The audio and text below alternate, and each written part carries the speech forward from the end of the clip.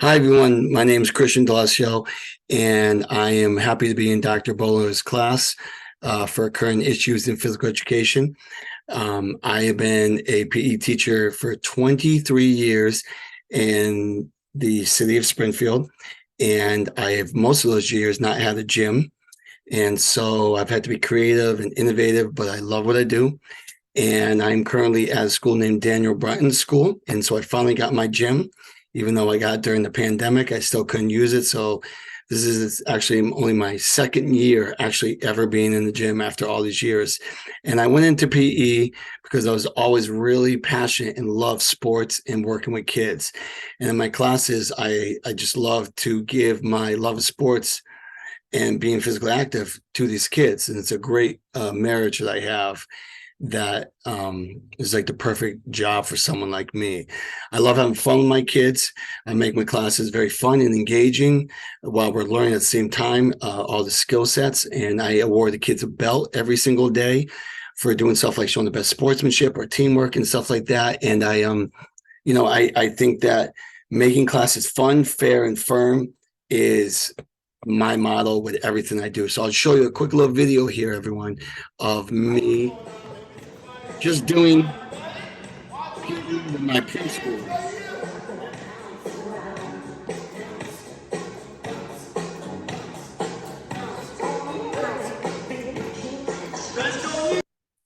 And so, yeah, we use a lot of music in my classes. And I love teaching because I know that the students are going to learn something new, and seeing them achieve small goals, any goals, small goals, is so like meaningful to me. And I always shut them out with praise nonstop every day. I love that because I haven't had a gym for so long, I've been innovative, creative, and unique with my lessons. And now that I have a gym, I can give that unique lessons and give it excitement and a real gym, and just showing how enthusiastic and passionate I am about being physically active. Seeing the kids from preschool, which I have them when they're 3 years old, all the way up to fifth grade when they're 11 and 12, I feel like I'm their parent. And so seeing that extension um, of being a role model for them means a lot. This student right here won the belt and has an anime headband that I got for him because he did awesome at showing determination and teamwork in the class the day before. About me, I love music. I use it every day in my class. I've been to a lot of concerts. I've been to 16 the last year and a half. I got tons more coming. I listen to a lot of what the kids are listening to also, so I can relate to them and have a pulse on what they're listening to. I love the exercise. I do it on a daily basis outside of school. I don't know when I ever get to sleep because I'm always, working out or whatever. It gets rid of my stress for the day, and I practice what I preach to the kids about eating healthy and being healthy. Love Star Wars, love Mandalorian, love sci-fi stuff. Better Call Saul. Those are some of my favorite movies and TV shows, and I love Marvel movies, and I like to use those as a way to connect with the kids because they love Star Wars and Marvel, and that's something that I just feel is necessary to have a way to connect with these students, because I teach in an urban city where they come from broken families and low family income levels. I've collected about 30 masks over the years that hang up on my walls with the belt, and every day a kid wins a belt, as I said, and he gets a mask that he chooses and he wears during class. You might come in and see Darth Vader jump rope, and that's a picture of me at a concert. Some Star Wars sneakers I had someone specially made for me, and I love practicing what I preach. I don't read a lot of books. I'm going to be honest with you. I don't even have a favorite book, but I watch a lot of videos of PE teachers, and they're innovative and creative and fun and energizing lessons that they do. And they started just during COVID, how you can use little equipment, less is more, people, and use it in big spaces, small spaces. So I watch a lot of that, and I really love the way they try to get the parents and the students see how you can make anything out of nothing sometimes. And so these are two gentlemen that I really follow on YouTube and watch a lot of their stuff and try to steal some ideas from them. My favorite educational technology piece is Class Dojo, as you use at school, because it's a quick, efficient way to communicate with parents about the good and the bad of their students. I can give the kids points for on Dojo. The parents see instantly on their phone for teamwork and respect and for doing their homework and all that. And the parents can always see nonstop.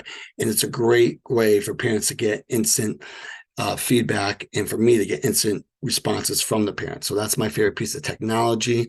A few of my favorite educational things are exercising with the kids, being a positive influence and role model for my students. I love that my students can relate to me through the sports I play that they also like basketball and football, and because I play those for fun, and listen to the music that they do, and having the same types of TV shows and movies that they like.